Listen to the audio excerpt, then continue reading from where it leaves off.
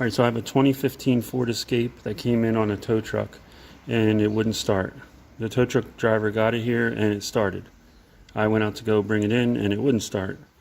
So it seemed like it was a dead battery, but I knew it couldn't be because it started up with full power for the tow truck driver. So when I turned the headlights on. That's my test for like a loose connection or whatever under the hood. I'll turn the headlights on and then I will like just wiggle wires. So when I was wiggling this, actually I was wiggling here with the positive cable. I wiggled it and the lights came on, and then I was able to start it. So I thought like I had a loose connection here. I pulled off the tape here, everything was tight, and I was looking online and they were talking about this plate being corroded or the fuse being bad. Well, this is a really weird setup where this whole plate is hot and it's underneath this cover.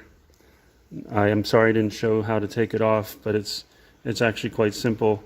The hardest part, you got to take out this air box, and you kind of have to take this part off over here and this clamp, and you kind of pull and wiggle and it'll come out.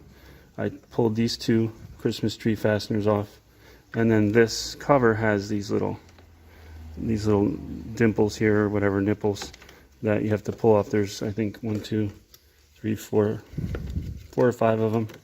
And then you can also clip some. There's some zip ties down there. You can clip them if you want to get out better to see. But as I wiggled this, I found that it was this 50 amp fuse, and then I found that it's a pretty common problem. However, I didn't know why, because in my experience, a fuse blows, a fuse blows. There's no coming back. But this fuse isn't actually blown. It's loose, and it's loose because it's corroded. It's actually broken, like clean off, but corroded. So when you wiggle it, it's making contact. And what I'll do is I tried to call the dealer and get the fuse from them, but the Ford dealer wasn't sure. They didn't have a picture of it in their computer or anything. So they were trying to be very helpful, but I guess they never sold that piece. So I'm going to go over to AutoZone and Napa and see if I can get one.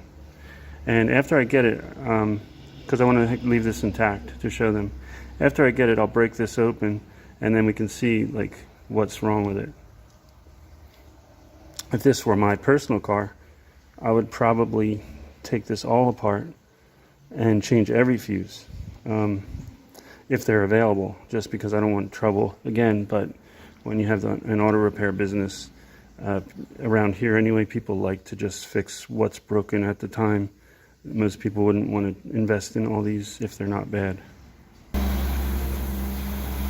This is the one that I was just able to get at Napa. It'll fit. I tried it.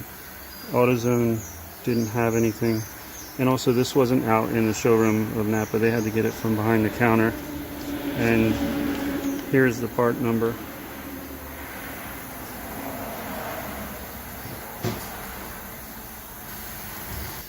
I'm going to clean this up first, but I just wanted to show that this will actually fit. It's actually pretty easy, just kind of will hang on there. It goes on there, then you bolt this up and bolt this down, or nut it down, whatever. But yeah, clean that first. And now let me break this other one and show you why it was bad.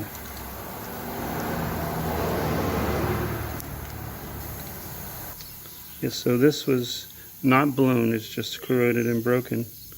And so when you wiggled it, it was making contact.